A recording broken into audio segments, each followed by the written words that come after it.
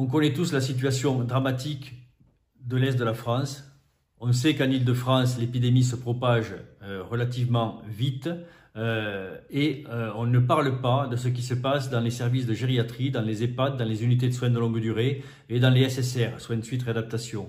Dans ces services-là se trouvent des personnes âgées polypathologiques et dépendantes, extrêmement à risque par rapport au Covid-19. Or, leur personnel, ASH, aides-soignantes, infirmières, médecins, ne disposent pas des moyens de protection nécessaires. Pas de surblouse, pas de masque, pas de charlotte, pas de surlunettes, pas de surchaussures.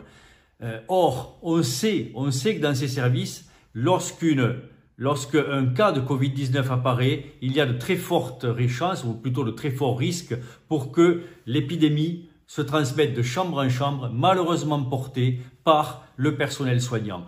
Toute la littérature internationale nous montre que cette infection est profondément nosocomiale.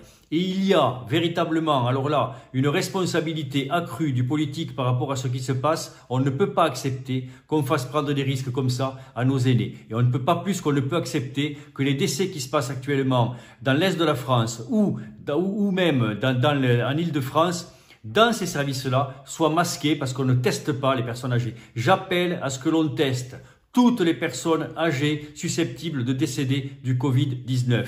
On veut avoir les vrais chiffres. Il est totalement anormal que l'on passe comme ça sous le tapis, tranquillement, l'augmentation très importante de décès qu'il peut y avoir actuellement dans les régions où l'épidémie flambe, dans les services de gériatrie, USLD, soins de suite réadaptation ou EHPAD. Ça suffit. Ça suffit, ce n'est pas une comptabilité morbide que l'on veut faire, mais par contre on veut avoir une vraie idée de l'explosion des décès potentiels dans ces services parce qu'elle donnera la véritable image de la responsabilité des politiques qui n'ont pas su armer les personnels soignants pour qu'ils évitent de transmettre la pathologie, pour qu'ils évitent également d'être contaminés dans ces services. Ce n'est pas leur mission, ce n'est pas la mission de soignants de contaminer les patients, c'est la mission des soignants de les soigner.